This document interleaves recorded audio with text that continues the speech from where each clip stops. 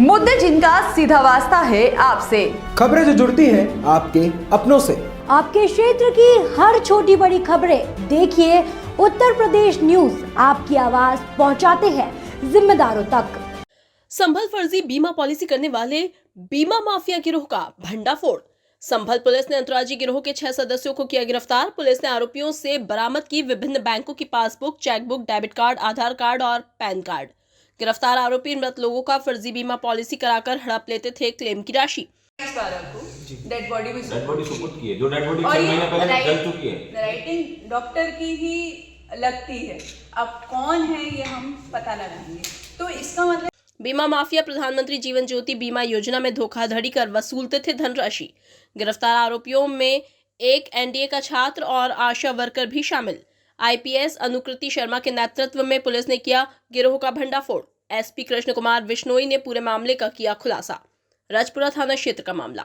Sir, फर्जी बीमा policy करने वाले गिरोह का खुलासा किया है, क्या पूरा मामला है और किसमें कितनी गिरफ्तारी हुई है? जनपद संभल की थाना राजपुरा पुलिस को करीब 1 महीना पूर्व हमारी एडिशनल एसपी अनुकृति शर्मा के नेतृत्व में एक बहुत ही अच्छे केस को वर्कआउट करने का मौका मिला था, जिसमें उन्होंने एक अंतर्राज्यीय फर्जी बीमा बनाने वाली गैंग का पर्दाफाश किया था। एडिशनल एसपी द्वारा उसके बाद से करीब पिछले 1 महीने तक लगातार उसको फॉलोअप लिया गया और फॉलोअप लेने के बाद में आज दूसरी एक पूरी गैंग है, उसी गैंग के ही जुड़े हुए लोग हैं, उनमें दूसरी ट्रांस उसको कह सकते हैं, उन लोगों को गिरफ्तार किया, जिसमें 6 लोगों को गिरफ्तार करके आज जेल भेजा जा रहा है। यह एक विभिन्न राज्यों में जितने भी जिसमें उत्तर प्रदेश हुआ, राजस्थान हुआ, दिल्ली है, झारखंड तक इन लोगों के पाँव हैं, इन लोगों ने पसार रखे हैं। इन लोगों द्वारा 2 प्रकार के बीमा हैं, उसमें फ्रॉड किए जाते हैं। एक है प्रधानमंत्री जेजेवाई, जो पीएम जेजेवाई है, उसके नाम पे फ्रॉड किया जाता है, और दूसरे जो लोग मृत हो चुके हैं उन लोगों के भी फर्जी बीमा हैं, इनके द्वारा करवाए जाते रहे हैं। इन लोगों में शाहरुख, हिरेंद्र, संजू, प्रेमपाल और नीलम नाम के कुल 6 लोग हैं, इनको गिरफ्तार किया गया। इनके सबके जो डिटेल्ड हैं वो भी आपको बताए जाएंगे। इनके पास से 81 पासबुक, 16 चेकबुक, 35 डेबिट कार्ड हैं और 25 आधार कार्ड, 18 पैन कार्ड और विभिन्न क्लेम फॉर्म्स, 31 लोगों के डेथ सर्टिफिकेट और कई बीमा की पॉलिसी के बॉन्ड हैं 17, वो बरामद हुए हैं। विभिन्न कंपनीज़ की सिम हैं इनके पास से बरामद हुई है और विभिन्न बैंकों की सील बरामद हुई है। इनमें प्रत्येक का एक स्टेप बाय स्टेप, सबसे सर्वप्रथम मैं आपको प्रधानमंत्री जो जेजेवाई है, इसके तहत किस तरीके से ये लोग फ्रॉड करते हैं। इसमें एक व्यक्ति को 2 लाख रुपए तक का क्लेम मिलता है। इनके द्वारा जो बीमार लोग हैं उनको गांव में ढूंढा जाता है, जिन लोगों की डेथ जल्दी होने वाली है, इस तरीके यहाँ पे जो मृत्यु शैया पे होते हैं, इस तरीके के लोगों को ढूंढ के ये ढूंढवाने का काम आशा वर्कर द्वारा करवाया जाता है। 45 दिन का समय मिनिमम चाहिए होता है बीमा करने के बाद से उसकी डेथ तक का।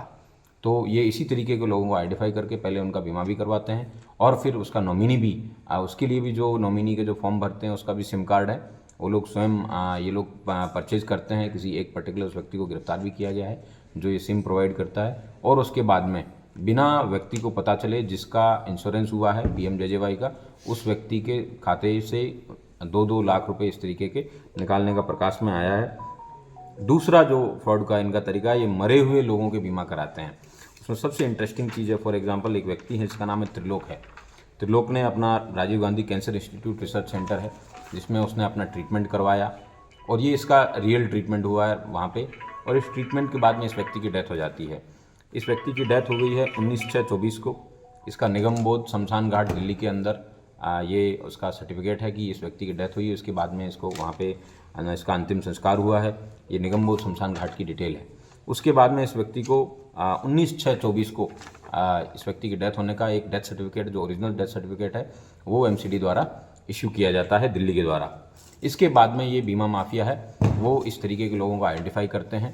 आइडेंटिफाई करने के बाद में इस व्यक्ति की पॉलिसी है वो 25 सितंबर, मरने के करीबन 1 महीना 10 दिन बाद में ये उसकी पॉलिसी एडलवाइस कंपनी है, लाइफ इंश्योरेंस है, उसके अंदर शुरू करवाते हैं।